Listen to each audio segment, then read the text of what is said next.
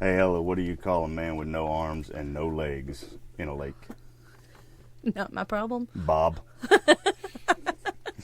Hey, everybody. Welcome to Murder and Mystery in the South. We're back again. I'm Justin Case. And I am Ella Blue. And today we are going to be talking about Toby Williams from Shreveport, Louisiana.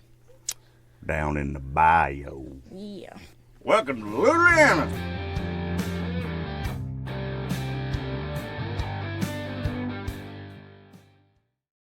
Here we go. On the night of December 20th, 1984, Johnny Moore, his wife Deborah, and their 9-month-old son were in bed together, sleeping peacefully. Oh, okay. That was weird for a second. But we wouldn't be talking about them if they stayed like that, would we? It's still Louisiana, so you never know. Johnny and his dad owned a recreational vehicle business. They were needing help getting some of them cleaned up, so they hired a man named Toby Williams. Toby had a rough life growing up. At 7, he discovered the woman that raised him, the one he called Mom, was actually his grandmother, and that his biological mother never wanted him. His brother and uncle. Sister cousin. Now, his father wasn't in the picture until around this time. Why? Well, he was in prison for murder. Once he was released, Toby went to live with him. This didn't last long. He constantly was fighting with his stepbrothers, and at just 9 years old, he ran away from home and began living on the streets. This is when he was forced to grow up, and his life of crime began. It's a family tradition. He said he began stealing around this time for survival, lifting things from convenience stores and other places just to have something to eat. Drugs would come into this picture when he was around 10 or 11. At 15, Toby was arrested for armed robbery and attempted murder when he was trying to get money for drugs. He received a GV life sentence and was released at 20. Not that having anything to fall back on, Toby said that he felt as though life had passed him by and he had to rob to get caught up. Sounds like this kid's full of excuses. Yeah, it's kind of what I thought too. He didn't feel like he was making enough working for the Moores, so when he overheard two men talking about getting fired, his next scheme began to brew in his head. Toby decided that since those two men were fired, the Moores and the police would put blame on them, and he would be able to get away with whatever. But since Johnny knew him, Toby felt he would have to be eliminated. He knew Johnny had a new baby, so he came up with a plan to have someone come along to take care of the child. Shit got real quick. Yeah. On his way to the Moores that night, he stopped and picked up two women, Wilma Franklin and Victoria Hinton. What are we hinting at? Yeah, Hinton, that I can't say her last name right. Oh, okay. Women he half knew from being on the streets of Greenwood. They were half nude on the streets? No, he knew them from he half knew. He half knew them. Oh, I thought they were half nude. He barely knew them. This Louisiana story almost got real good.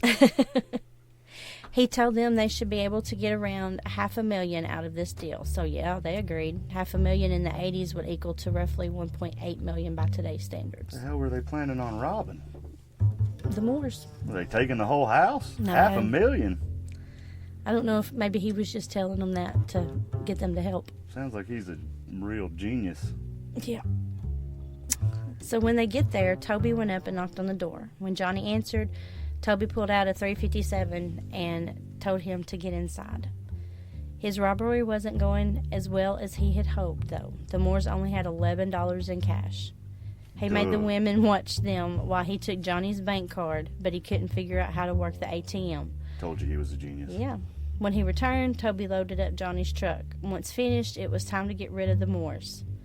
So Johnny and Deborah had been introduced by a friend at church. They only dated for about a year to 16 months before they decided on forever and got married.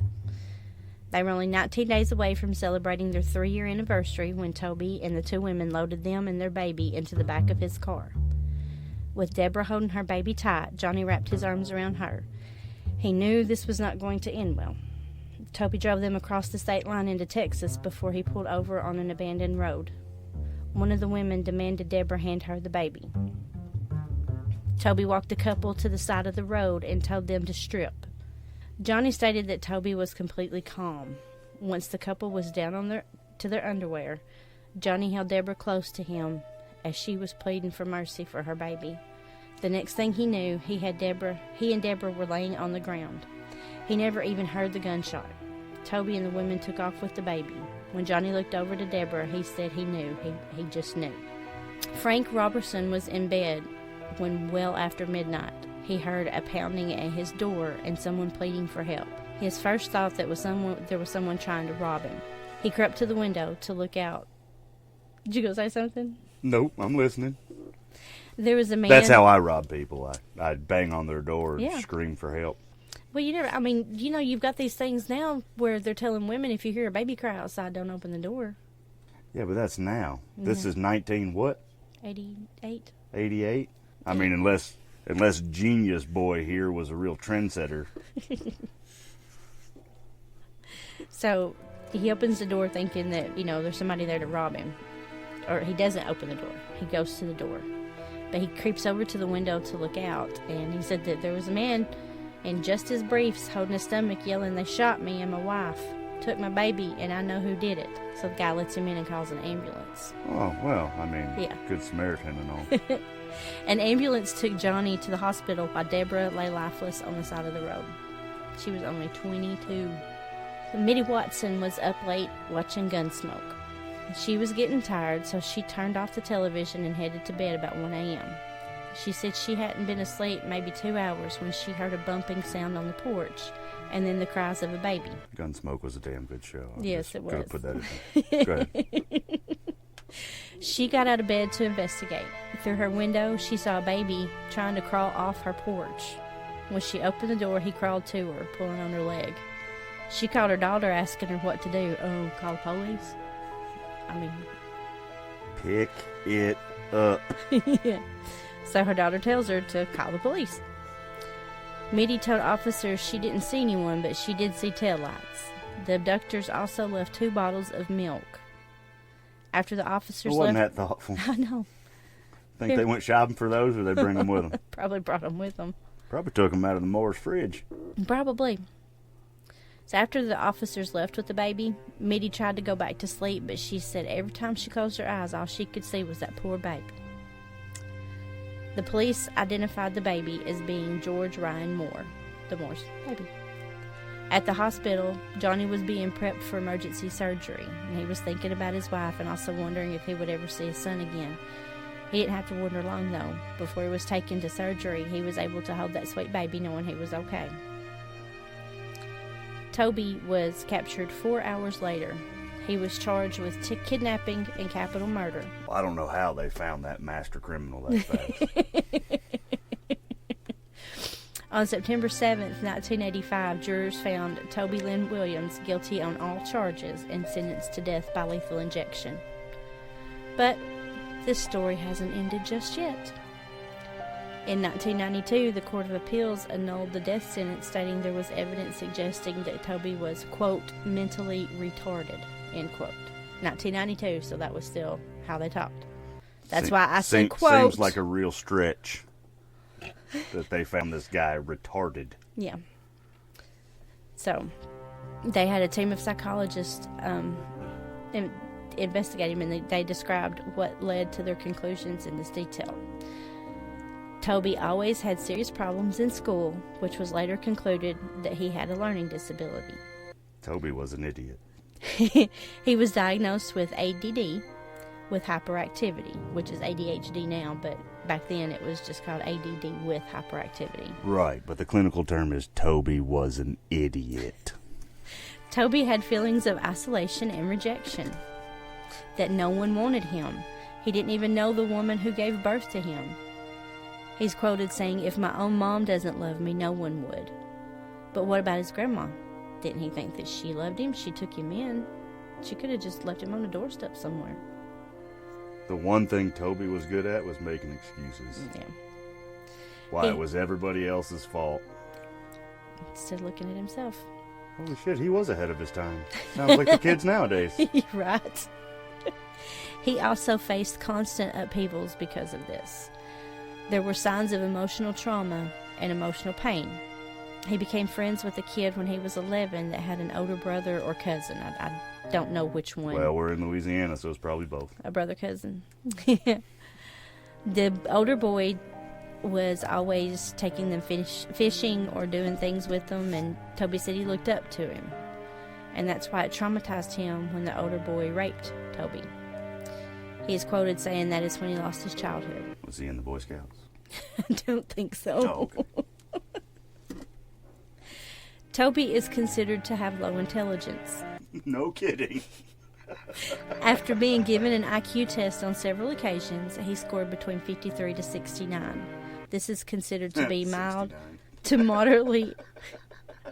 So 53 to 69 is considered to be mild to moderately impaired or delayed. An average score on the test is 90 to 109. Toby was then resentenced to life in prison. His first opportunity to stand before the parole board was in 2004. He has been rejected 5 times so far. Will he ever be paroled? Nobody knows. God, I hope not. Does he deserve a second chance at life? Hell no. I can't answer that. He murdered a young mother. He murdered her. He robbed a family. Not only of their belongings, he robbed a husband of his wife. He robbed a boy of his mom. His only saving grace was that he had no thoughts of hurting that baby. In my mind, that's his only saving grace in this whole story. Yeah. So he took away that woman's chance to see her son's first steps and his first day of school, his wedding day. He robbed her of ever getting to know and love her grandchildren. But this was decades ago. Since he was arrested for this atrocious crime, Toby has sat in a jail cell. He said, thinking about his abusive upbringing and what he has done, he has often prayed for death. But Toby said he has found God. Cellmates, the prison chaplain, even the guards all agree Toby is a changed man. Toby deserves another chance at life. That's what they are saying. But what about Johnny Moore? What does he think? Well, Johnny believes that no amount of time he serves will ever pay for what he has done, and that this is all he will say. Period. Toby says he prays for Johnny.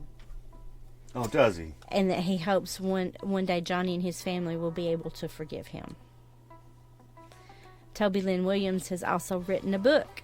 He claims that once it's published, he wants to donate all the proceeds to help other families in Deborah's honor.